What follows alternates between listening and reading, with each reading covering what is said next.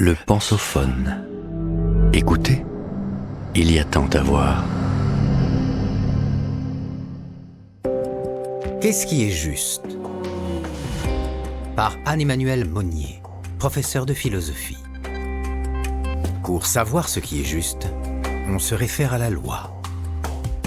Mais quand la loi est elle-même injuste, à quoi peut-on se raccrocher ? Épisode 1.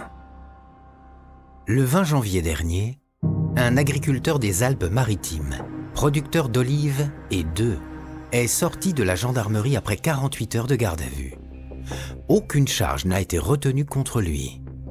Pourtant, il était une sorte de récidiviste. 10 jours plus tôt, le procureur du tribunal correctionnel de Nice avait requis contre lui 8 mois de prison avec sursis pour avoir aidé des migrants à franchir la frontière franco-italienne, en avoir hébergé à son domicile et installé d'autres dans un centre de vacances désaffecté. Sa démarche, l'agriculteur la justifiait ainsi. « Je le fais parce qu'il faut le faire. Il y a des gens qui sont morts sur l'autoroute, il y a des familles qui souffrent. » Dans ses poursuites judiciaires, il voyait un acharnement infondé contre des actions humanitaires, concluant « Même si vous me condamnez, le problème continuera. » Pour le procureur, le sujet ne souffrait pas de discussion. Ce n'est pas à la justice de décider de changer la loi.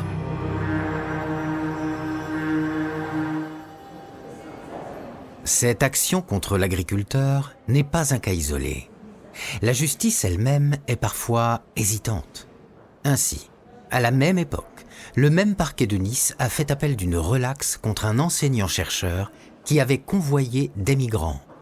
Les citoyens eux-mêmes dans cette affaire, comme dans d'autres semblables, se sont divisés entre détracteurs et soutiens.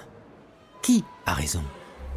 Comme le grec de l'Antiquité avait raison contre le barbare, le conquistador contre l'Indien et l'Indien contre le conquistador, chacun d'entre nous estime avoir raison de penser ce qu'il pense.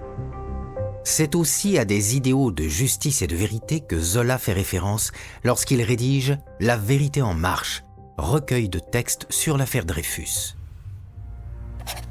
La vérité et la justice sont souveraines, car elles seules assurent la grandeur des nations.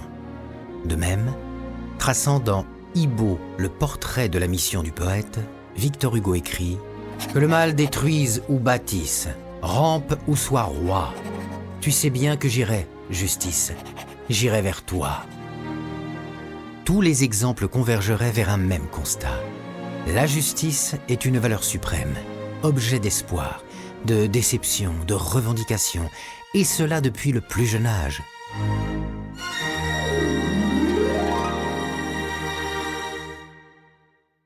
La justice n'est pas ce qui est juste. La revendication, si elle est commune, n'est pas simple à définir. Paradoxalement, sur ce sujet, et peut-être là plus qu'ailleurs, la théorie paraît superflue. Il semblerait que chacun ressente intuitivement ce qui est juste ou non. L'intuition peut souvent, néanmoins, se révéler insuffisante pour estimer ce qui est juste. L'exemple donné plus haut le montre. Il existe un repère simple du juste et de l'injuste, grâce auquel les décisions peuvent être prises. Ce sont les lois. Si l'on part du constat que les lois permettent le bon fonctionnement de la vie du groupe et que sans ces règles prédomineraient les conflits, il n'est pas incongru d'identifier le juste aux lois. Mais montrer la justice comme un ensemble de lois nécessaires n'est pas suffisant pour rendre compte du sens de ce qui est juste, car cela fait davantage reposer le fondement du droit sur l'utilité que sur la notion de justice elle-même. La vie en société ne serait pas supportable dans le droit. Pourtant, ce qui semble une évidence n'induit pas nécessairement que le droit soit synonyme de justice. Sinon, comment expliquer ce sentiment que les lois sont parfois injustes ? Si l'on assimile entièrement les lois et la justice, être juste ne consisterait alors qu'à être un bon citoyen, à appliquer la règle instituée sans réfléchir, sans s'interroger sur son contenu. Mais comment les lois promulguées en octobre 1940 par le régime de Vichy concernant les Juifs peuvent-elles être considérées comme justes ? Celles de 1949 en Afrique du Sud, interdisant les mariages entre blancs et personnes de couleur, peuvent-elles être appelées justes ? La justice, en effet, ne s'appréhende plus seulement sur le terrain du droit, mais de l'éthique. Et celle-ci peut justifier que l'on se révolte et que l'on considère la désobéissance plus juste que le respect de la loi. Le citoyen doit-il jamais un instant, si peu que ce soit, abdiquer sa conscience au législateur ? À quoi bon la conscience individuelle alors ? Je crois que nous devrions être hommes d'abord et sujets ensuite. Il n'est pas souhaitable de cultiver le même respect pour la loi et pour le bien. La seule obligation que je dois assumer est de faire à tout moment ce que j'estime juste. La loi n'a jamais rendu les hommes un brin plus justes, et de par le respect qu'ils lui portent, les gens les mieux intentionnés deviennent chaque jour les agents de l'injustice, nous dit Henri-David Thoreau dans La désobéissance civile. La justice, enfin, peut diverger d'un bout à l'autre de la planète. Ainsi, en matière d'excision, ce qui vaut d'aller devant les tribunaux en France est toléré dans d'autres pays. Faisons-nous l'avocat du diable. Au nom de quoi juger une coutume, c'est-à-dire un usage consacré par le temps et accepté par la population d'un territoire déterminé ? Disposons-nous de critères indiscutables au nom desquels nous pourrions juger une pratique ? Si le juste n'est que ce que la loi autorise ou proscrit, alors il faudrait admettre qu'une pratique horrible dans un pays qui ne la punit pas est juste. Il suffirait de laisser chacun faire selon ses coutumes. Il n'y aurait alors pas de loi plus juste qu'une autre. Juger moralement serait par conséquent illégitime.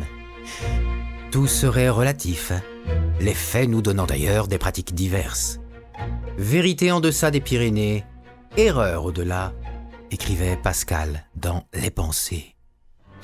La loi, ou la coutume, serait ainsi le dernier mot du juste sur son terrain.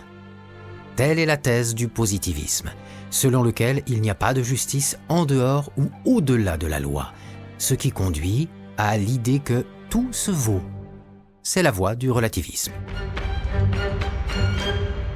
Le problème paraît insoluble. Si la loi n'est pas toujours juste, si elle peut être inhumaine, cela suppose que nous avons l'idée d'une justice au-delà des lois. Existe-t-il du juste en soi, une justice universelle qui ne soit pas une simple valeur subjective ? Nous en sommes donc là. Soit il existe un critère universel qui nous permet de juger les lois et coutumes, de différencier la loi positive de la loi humaine, soit nous devons accepter la relativité des pratiques et renoncer à les juger. Et si ce principe n'existe pas, il en résulte aussi que toutes les chartes, toutes les déclarations de droit international ne sont que les décisions arbitraires de quelques-uns sans valeur particulière. Vous venez d'écouter le premier épisode de cette série. Retrouvez-en l'intégralité sur lepensophone.fr.